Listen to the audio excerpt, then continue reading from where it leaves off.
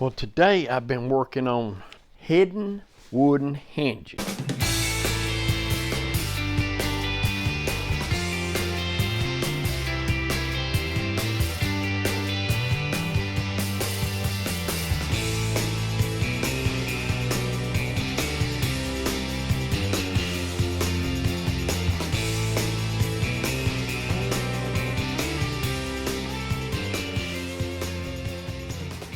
The first time I seen that, I thought, wow. Don't get wild that much, but wow.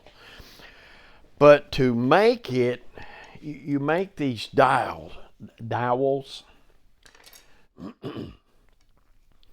But I've got a box here I'm working on. Let me get y'all in here to where y'all see what, I don't know what I need the hammer for. This is the box I'm working on.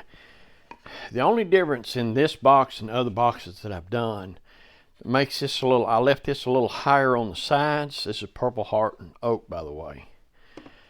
So it will incorporate the top.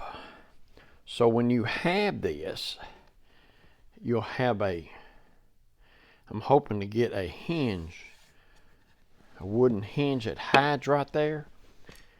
But to do that, I had to get a piece of oak cut from that area. Then I turned it to a quarter. This is a quarter. So I had to get me some, these are, I keep wanting to call them cold bit, but they're not. And they're not round nose, because round nose ain't quite symmetrical to where this will fit in it. These are core box router bits, and then you get a quarter, and it's a true quarter with it. This will just set in it. However, what you need is this. I made me a bench hook in order to cut, because if you can imagine, I'll show it to you in just a second. What you got to do, you got to be able to support that.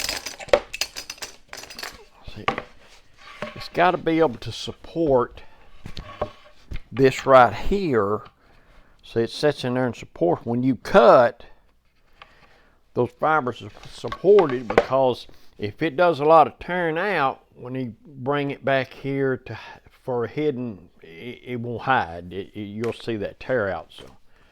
So therefore, we got to come up with something, which I've got this bench hook now when I make my cuts.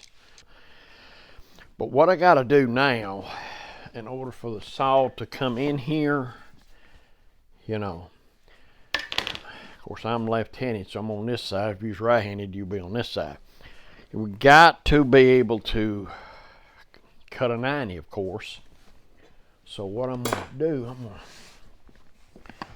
going to pick me out a spot right here. I went ahead and put me some pin nails. I definitely want to stay away from them. So I'm going to put me a, got me a knife line right there. What I'm going to need to do then is, let's see, let me get,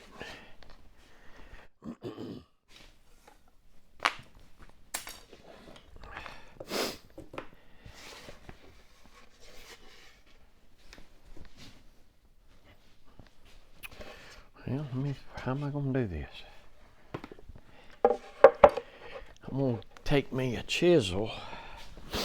I'm going to come in here that knife line.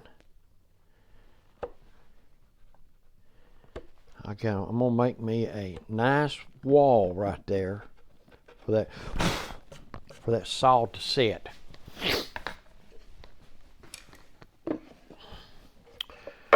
So when I do cut that, It just falls right in there. It's got me straight.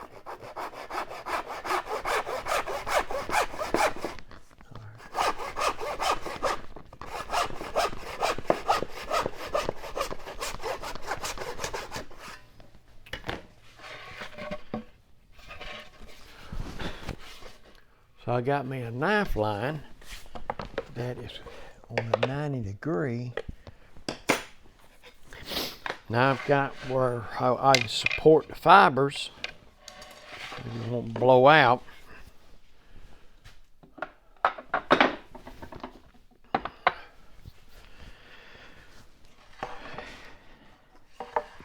So that's where that's going to go. I think I'm done with this piece right here. Try to keep all that glue and everything off my bench. So what I gotta do now, see, I've not glued the box together.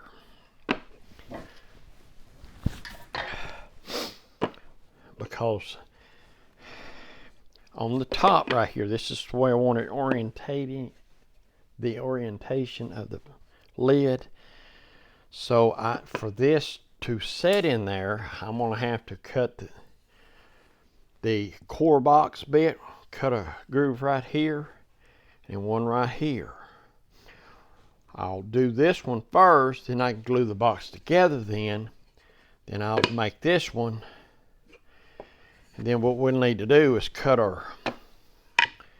find the best part. I have two right here to choose from. And actually grain match and everything. Then we'll cut it. You usually want an odd number. I'm thinking 5 here. So 3 will be attached to the lid and 2 will be attached to the back wall. Of course, the 3 will be shorter. You want it kind of evened out where you got the surface area. But anyway, so what I need to do now is cut this. We'll get on the router table and then we'll cut this. Well, actually this one first, glue it together, then we'll deal with this one. So let's go to the router table. So I've got the quarter in there. The height is 1% over halfway. So basically when the two halves come together, there'll be a lift. That'll allow for the top to shut. And it's like 1% being out all the way. In other words, the back of the dowel will have to plane a little of that off. If you put it flush, it'd be inset and it'll never work. So what I did to kind of, you got to do your test cutting, if you know what I mean. The pieces going, I got some brass rod where we'll hook that. I'll show that to you when we get there.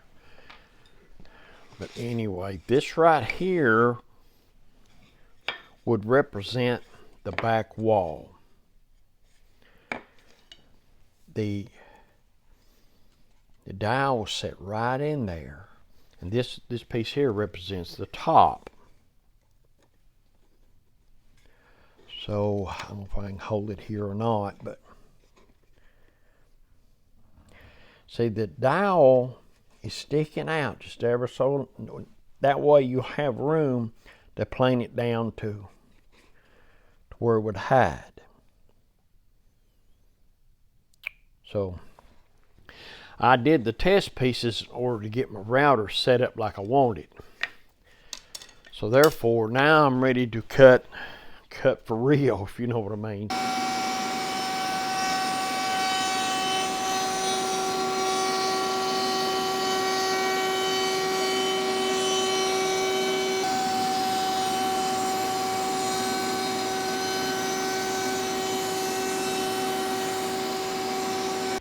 So I've got them cut like I did there. Now, what I need to do now is go ahead and glue this thing up. So we are going to actually, let me get the clamps set up. we'll see if we can't. I'll tell you, hold on. Did I ever tell y'all how I love gluing up? Oh yeah.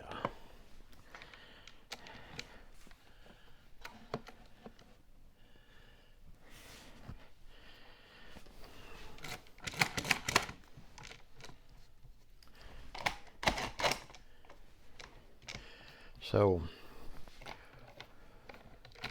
what I've done before I glue up, just to recap, I got the groove cut that's going to house the dowel. I got my lasering, whatever needs to be done there. So what I've got here, I'm just gonna, it doesn't take much as long as it's homed up.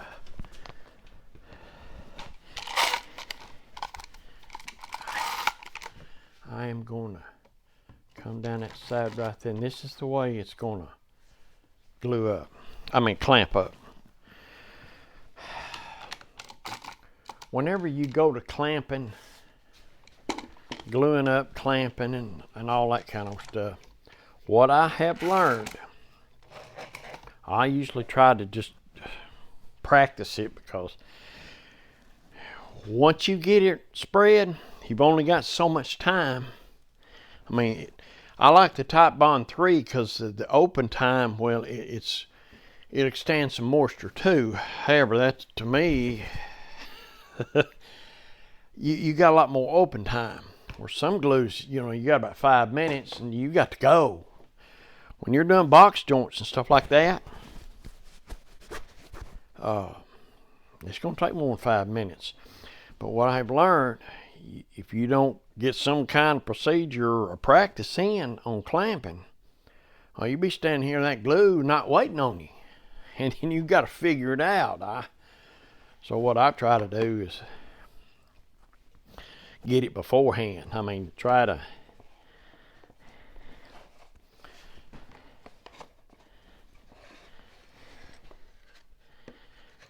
practice it. See, that's going to go right there. And I got my piece of cherry for the bottom. Just something I already had around. Okay, so here we go. It's getting tighter and tighter. When it pushes together,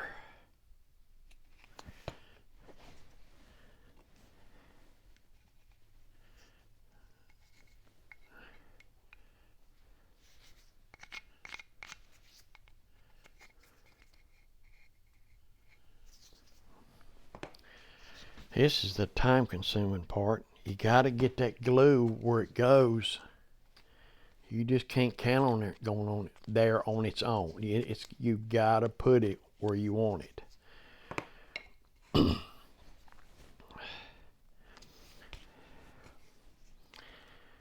One advantage of dovetails is it's self-locking. So if you missed a little old spot, it's kind of not the end of the world, because I have taken apart chest of drawers that it's either wasn't glued at all or the glue had already give up. But the chest of drawers, you could work the drawer in and out. It was still functioning, if you know what I mean. So I thought that was kind of impressive. That is one advantage of dovetails. And I think it looks sharp. But I tell you something else. This daggum box joint really is an attractive joint, isn't it? Okay, I've got them. It goes just like that. Let's see if we can get this going.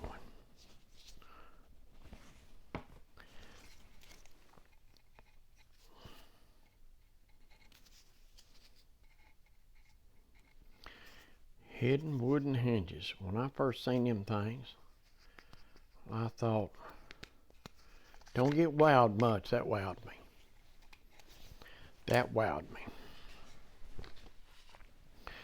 So what we want to do is go ahead and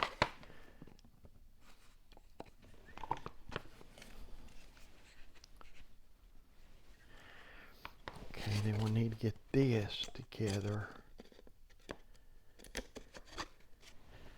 All right, and then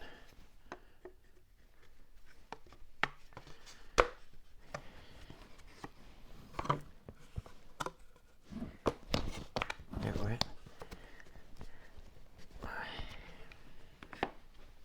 Now let's get this together.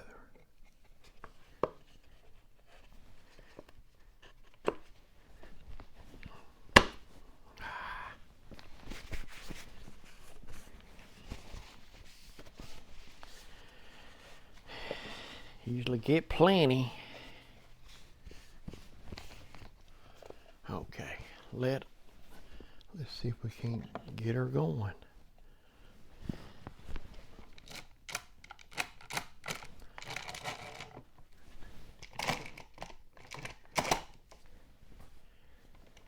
Just touch it. Just won't lose ground. You won't lose any ground.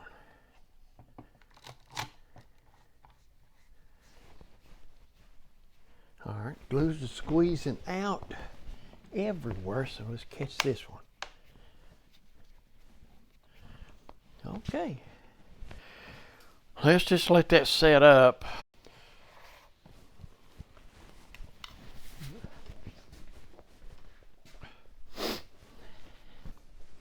It's been sitting up, I don't know, about an hour and a half. We won't put no pressure on it, but just unclamp it. See, unclamp it. You know what I think about every time I think about, say unclamp it? You know the clampets? Jethro, Granny. Clamp it. Unclamp it. It'll be unjethro. Well, anyway, what I need to do now,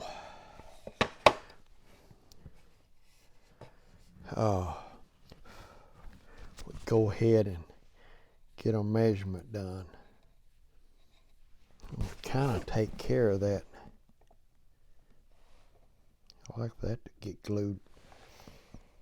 I'll just help hide that hinge. I know it's fine. So,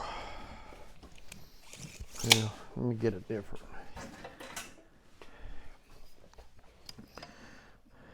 So, when you're figuring this stuff, you don't want to forget about it. If you're going to cut that thing, make 5 cuts, you got a saw curve's got to come out of that. So, you want to make sure allow for that, or you'll wind up too short. So, I got a 9 5/8. It's about a 32nd, what I call it, strong 5/8. So what I need to do is decide which one looks the best.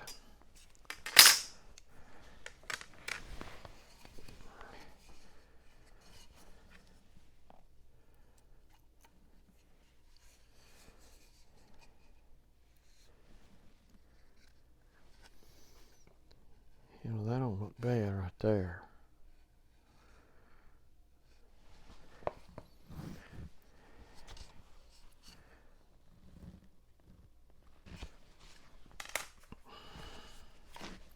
Always cut me 2 or 3 though.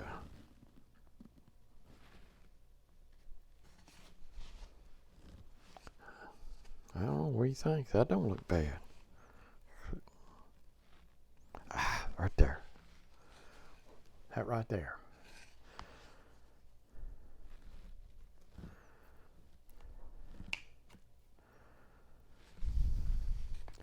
That right there. So, what I want to do, we mark it right there. I need to make a mark. Where'd that mark go? right there. I need to make a mark.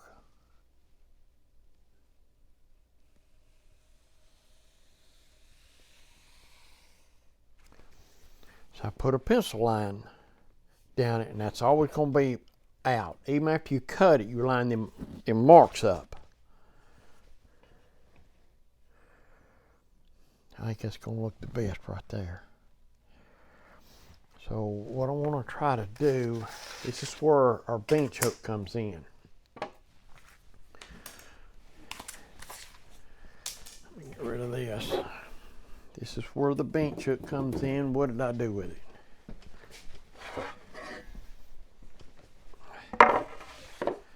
Okay.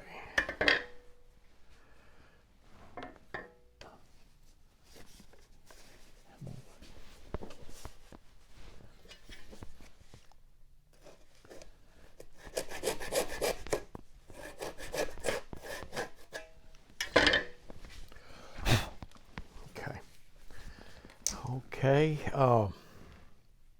yeah, it didn't tear out any, so we will be fine there. That's my little old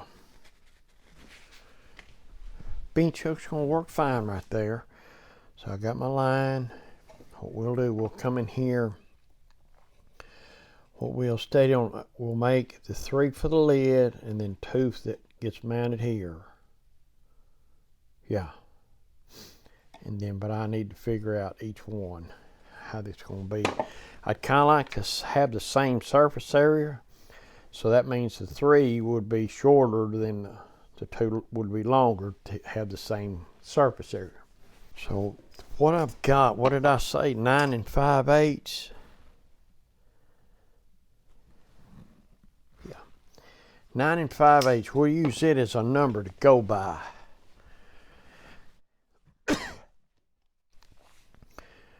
All right, let's see. 9 5/8. So you take 5 divided by 8 plus 9. That's digital format, 9.625 of 9 5/8.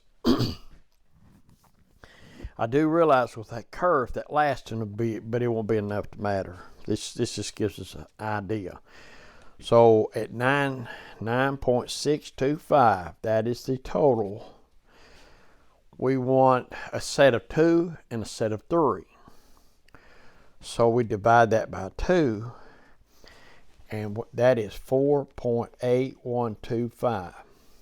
That is, the set of 2 will be that, will equal that. The set of 3 will equal that. For instance, set of 2 and set of 3, set of 2. So you take this number divided by 3. At 1.60, 4.8125 divided by 2. That is 2.4. So basically what you'll have 2 at 2.4, 3 at 1.6. That way each one will be covering the same surface area. So what I've deduced was the 3 would be 1 9/16, and the 2 would be 2 7/16, what would put you just a hair shorter. In other words, the last third one will be about a 1/16 longer. You won't never see that.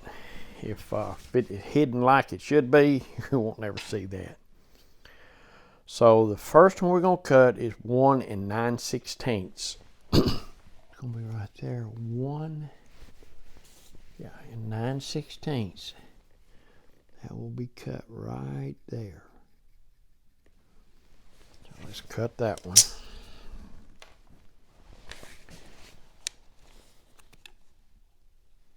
Right there. I'm going to leave that line when I cut.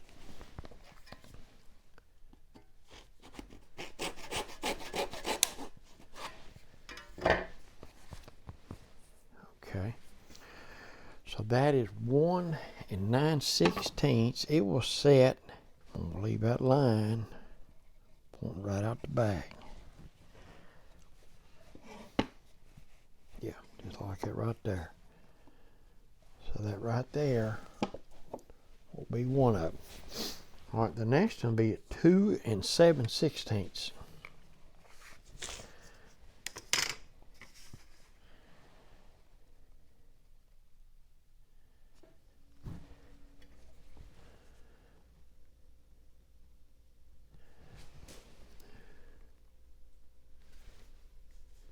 2 7/16 right there. Okay.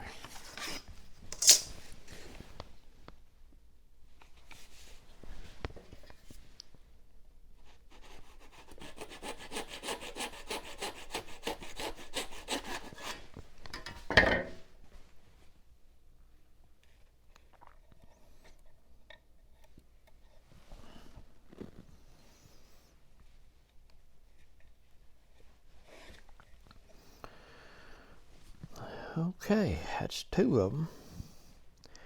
Keep that. Make sure that line lines up.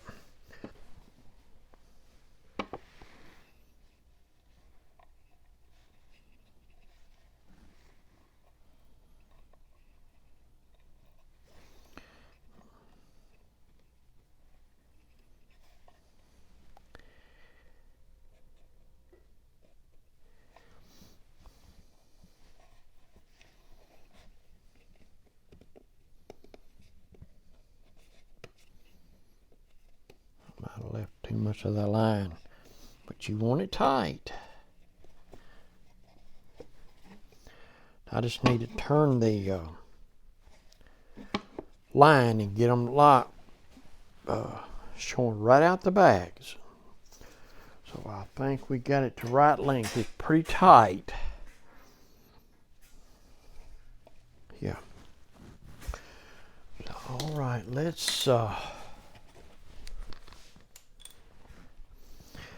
all right, let's do some figuring now.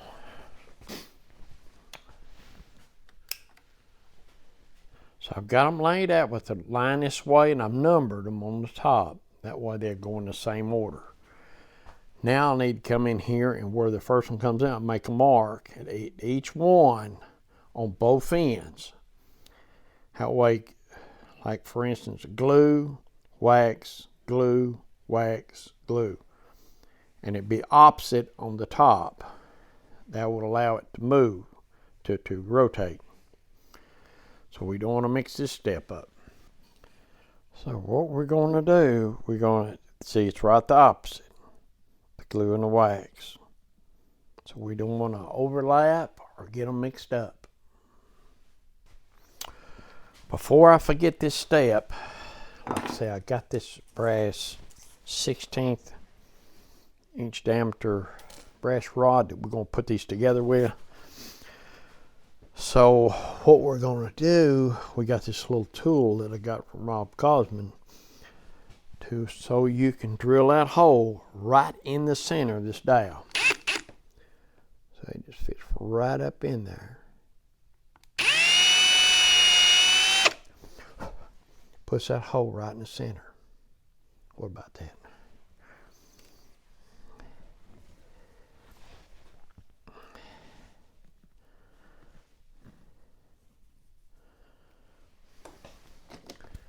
Wondered how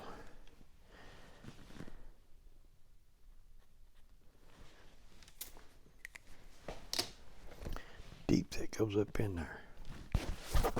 So that goes 1/4 inch. So basically, I will need to cut this thing .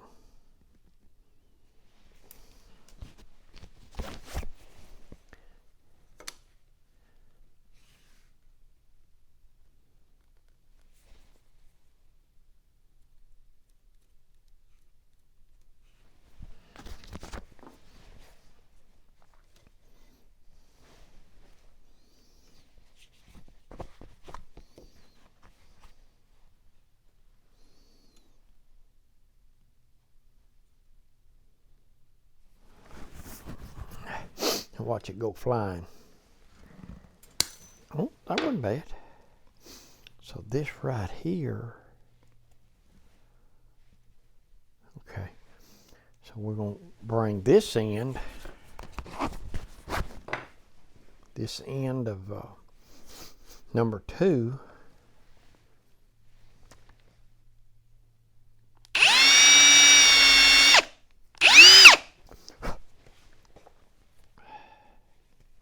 Yeah, right there. Okay.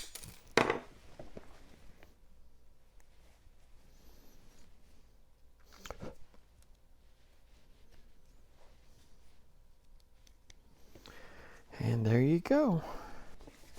So I'm just wondering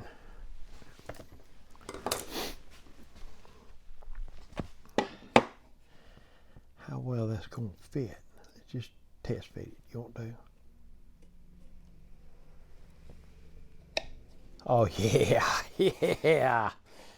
Oh yeah, check that out. Now we get our glue and the wax in there on both pieces. So I got Johnson paste wax that I'm going to put on the areas that's supposed to rotate. And I'm going to take my glue and put in the areas supposed to be glued.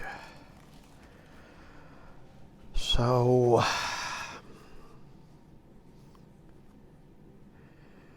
we don't want to mix this up.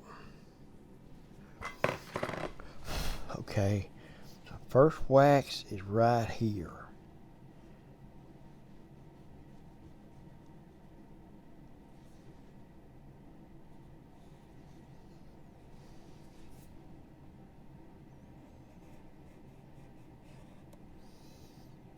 Okay, we'll just take them on down through there. This one's got 2 waxes, that one's got 3. Should be mirror image.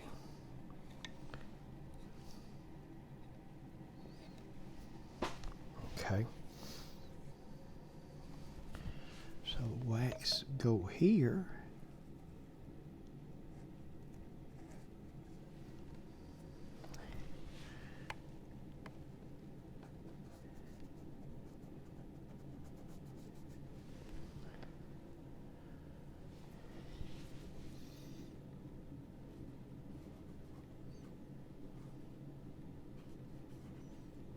Okay. Now, that's the wax. Now, let's see if we can't, we just want to cover it. We don't want a bunch of extra.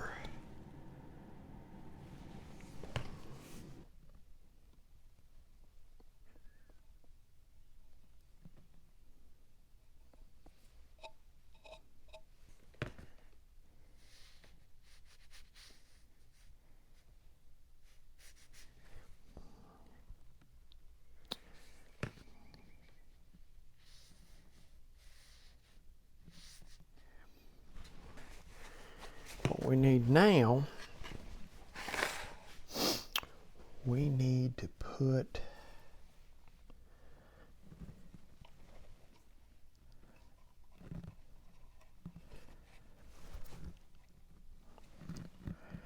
get that line lined up, if you know what I mean.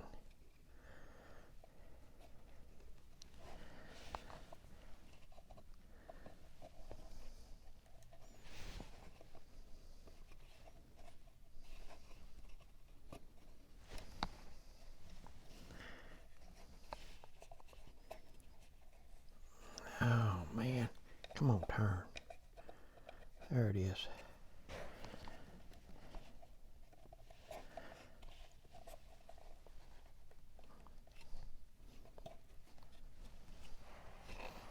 Now there it is.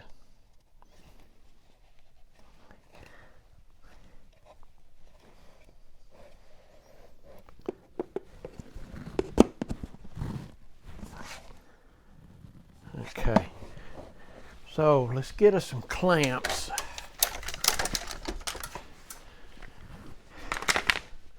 We want to clamp that.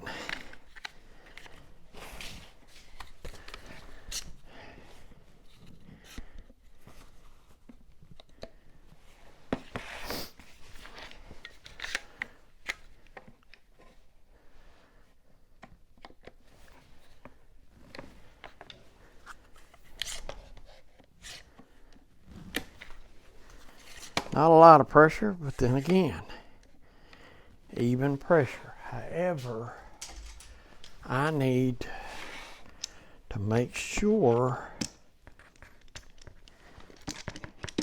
that if we did this correctly,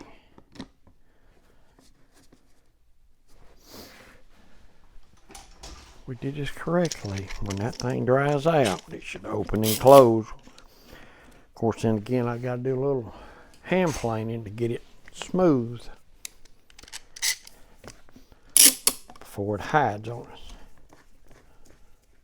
Okay, let's let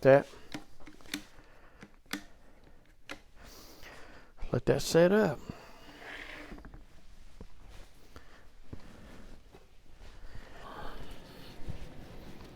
I'm just wondering, the suspense is killing me.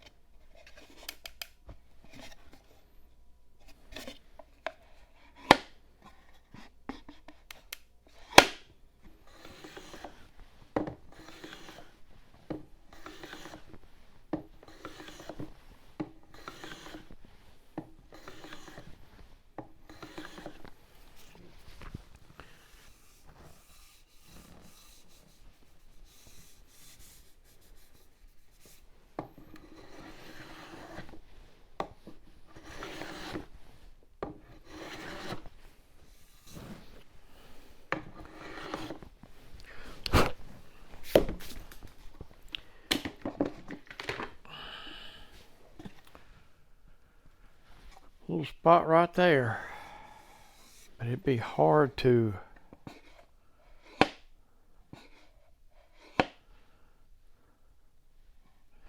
one little spot right there. I think the next time I'm going to try this, I like to try it with cherry. Well, I think that's going to conclude this little old project.